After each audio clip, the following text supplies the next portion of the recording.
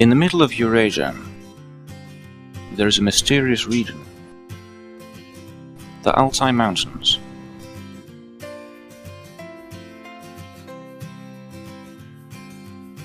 In August 2014, a team of travelers and researchers, headed by the honorary consul of Russia in Lausanne, Frederik Paulsen, arrived in the small Siberian city of Tomsk.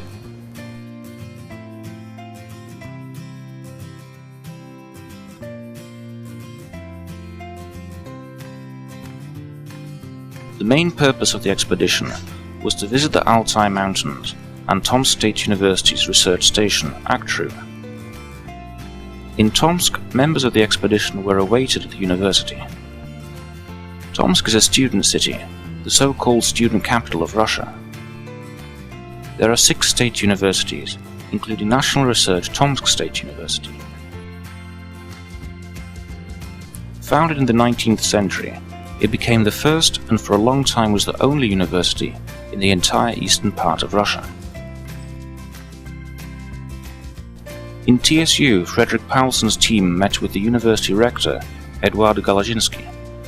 He spoke about his trip to Aktru in summer 2014 and wished the participants of the expedition good luck. After a meeting with the leadership of the university, the travelers were invited on an excursion of the university and to attend a concert in the research library. The next day, a plane brought the travelers from Tomsk to Gorno-Altaysk. 4 centuries ago, Tomsk became a firm base for Russian Cossacks settling the rich Siberian region. The Cossacks received various information about a fairyland of blue mountains from the locals. The most incredible rumors reached them about the countless treasures that lay in the Altai Mountains.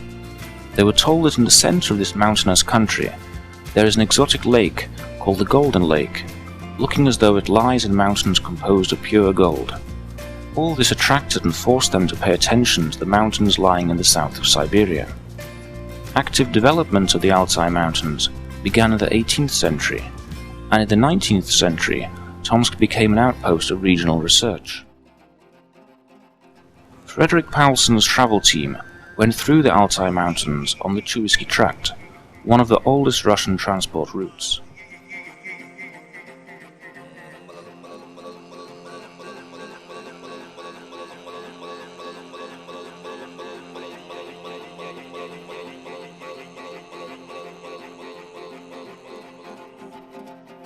The highway Novosibirsk-Tashanta, or Chuisky Tract, this is the historical name of the road, is included in the list of the 10 most beautiful roads in the world, according to the National Geographic magazine.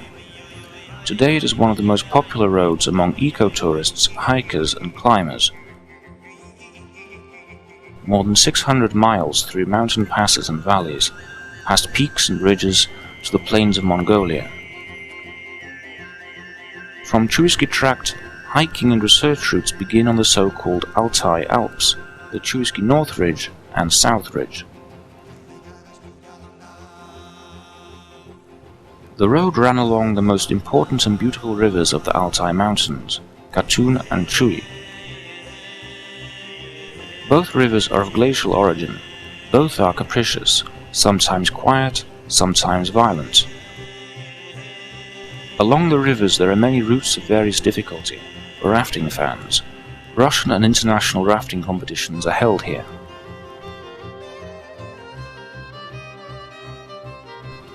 Near the confluence of the rivers Katun and Chui, there is a historical and cultural reserve, Altai Altin Kabai. The territory of the park is a sacred site for the Altaians, who have lived here since ancient times. Here the travelers were offered a dinner, including national dishes in the ancient dwelling of Altaians, an ayil.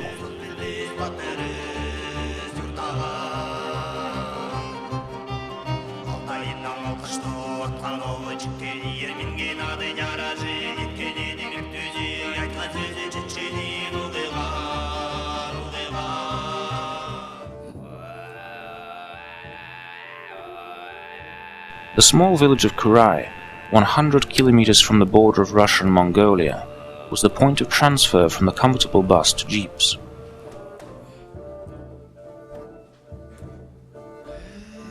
Not many people risk climbing the Actru Valley by car.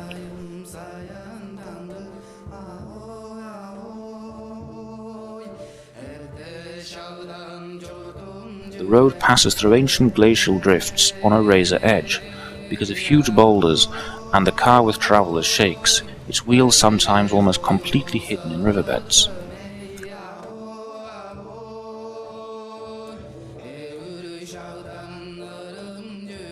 Finally, the climbing is accomplished, and the explorers can see a panorama of the small cozy valley among the mountains of the Chusky North Ridge.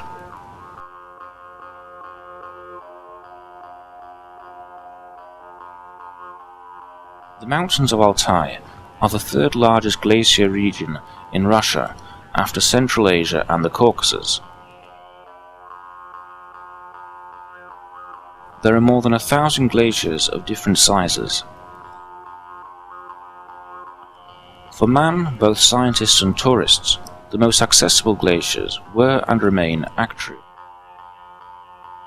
The history of the scientific development of the Altai Mountains is inextricably connected with the names of the scientists of Tomsk State University.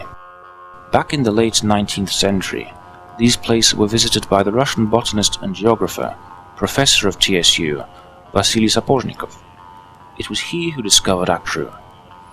In the middle of the last century, another professor worked in the valley, the glaciologist and climatologist Mikhail Tronov, who was the founder of the TSU research station. Nowadays, the large ices of the Altai Mountains are named after Sapochnikov and Tronov, and the TSU research station, which is situated at a height of 2,150 meters above sea level, is part of leading world scientific and research communities, including the international network ScanNet.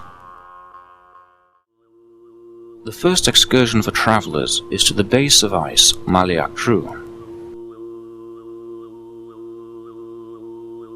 From a glacial drift, there is an ascent to a magnificent waterfall. It appeared due to the extensive melting of ices.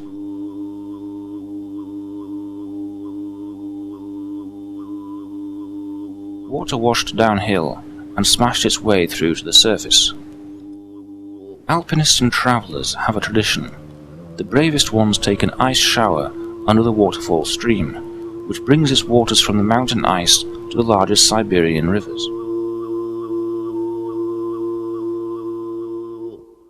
Oh yeah, I haven't been traveling very much in Russia actually, but in different areas, and I think this place reminds me a lot about Austria actually. But of course the culture is very much different, but still the mountains, they look very much the same, glaciarized, so it's a very nice place, and it's definitely special to come here with all the nice people, and then vodka is also something very special for this region, so if I look a bit tired, then you know the reason. I would definitely like to come back to see the mountains again. I don't think I would prefer to see something that I haven't seen already, but I think it's so nice here that it's a good place for hiking. I think there are many possibilities in the valley to go to different places, so it would surely be of interest to me. One more excursion is the hike to the Blue Lake, situated at a height of almost 3,000 meters above sea level. Reaching it is not simple. The alternation of abrupt and flat territories is a real challenge for physical fitness. Part of the way goes over the Mali Actru ice, where deep cracks are hidden under unmelted snow. The Blue Lake is a real pearl of the valley, which all visitors to Actru aspire to see. Amateur travellers come here to gain aesthetic enjoyment from contemplating the local beauty. Sporting groups go on hikes for acclimatization. Alpinists stay overnight before climbing on surrounding hills or beyond. The lake and its surroundings are the most interesting object for research and making additions to botanical and geological collections for scientists.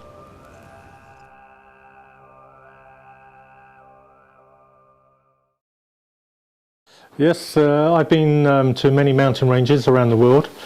The Andes, the Alps, the Himalayas, And I've always wondered what the Altai was like.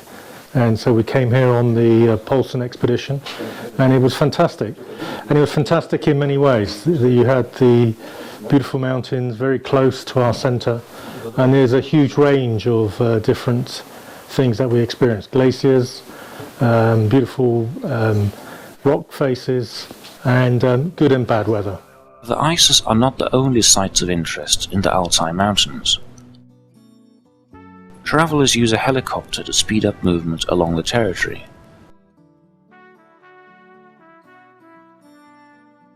The helicopter crew, which has wide flight experience in mountainous conditions, gets the expedition's participants to the shore of Teletskaya Lake,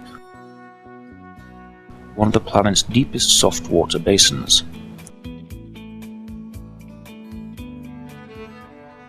From there commence various foot, horse and water routes from the shores of the lake, and plenty of travellers' camps work here.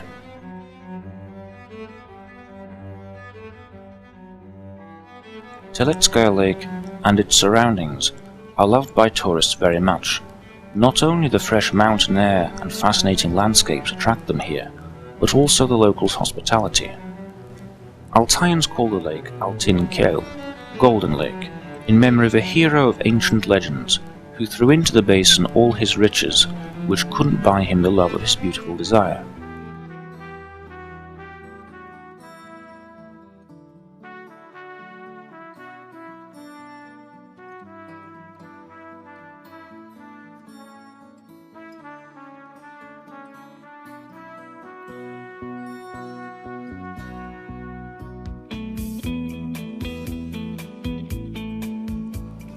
Extraordinary natural objects, the so-called stone mushrooms, are situated not far from Teletskaya Lake.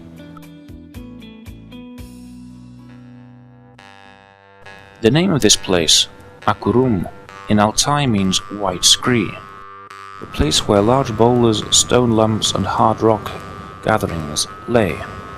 The mushroom's height, due to the washing out of the Earth's formation, amounts to 7 meters. Most of the mushrooms fall into ruin with time, but new ones simply grow nearby. The explanation of this fact lies in the ground features of this region, which consist of clay and broken stone. It is stable in dry conditions, but it moistens under the influence of water, when it crumbles and is carried away by rain streams.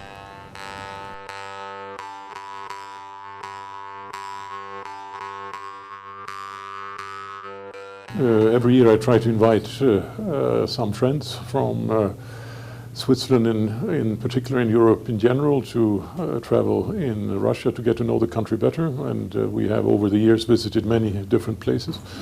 We try to find places which are unique, and I must say that Altai is a very pleasant surprise, because it reminds me a lot of Switzerland where I live, where it has the same alpine lovely nature as you have here. The Altai Mountains are where everyone can find his dream about ideal beauty brought to life. It is a country of mountains, the highest part of Siberia. Here is the mountain Beluga, one of the highest points in Russia.